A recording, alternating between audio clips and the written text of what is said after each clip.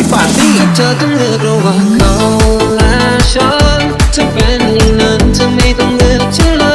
ยฉันก็อยู่ของฉันเหมือนเคยให้เธอลงไปกับเขาโอ้โอ้โอ้โอ้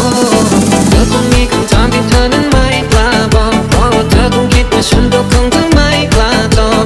มองตากันเธอก็ยังไม่กล้ามองแล้วเธอให้ฉันไปกับเธอฉันคงจะไม่กล้าหรอกเอาเลยแล้วแต่เธอตามที่ใจต้องการเลือกสักทางไม่มีใครหรอกที่เขาเดินสองทางไปแต่ไปกับเขาถ้าหากว่าใจเธอต้องการ You're listening to DJ โอ้สายปาร์ตี้มีสิ่งที่เขาได้ทำเธอพรหมลิขิตสุดท้ายก็ได้เจอ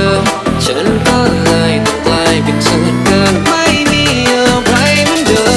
มถ้าเธอต้องเลือกระหว่างเขาและฉันจะเป็นอย่างนั้นเธอไม่ต้องเลือกฉันเลยฉันก็อยู่ของฉันเหมือนเคยให้เธอลงไปกับเขา You're listening to DJ โอ้สายปาร์ตี้ถ้าเธอต้องเลือกระหว่าง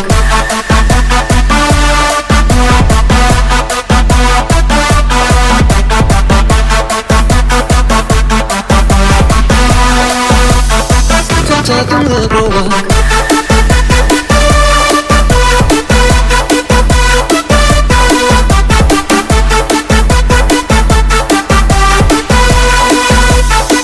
ธอต้องเลือกระหว่าง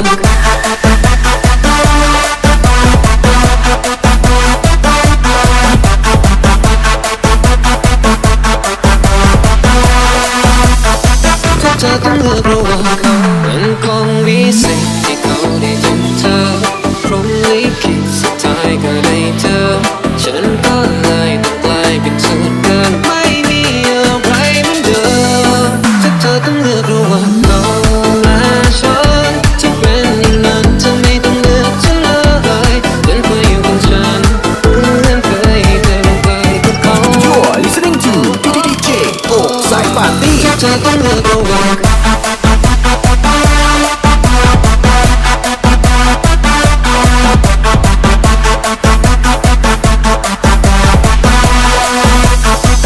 เธอต้องเลือกระหว่าง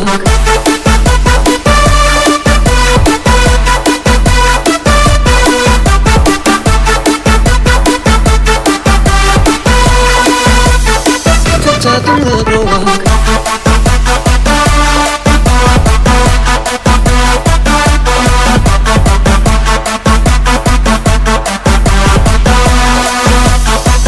เธอต้องเลือกระหว่าง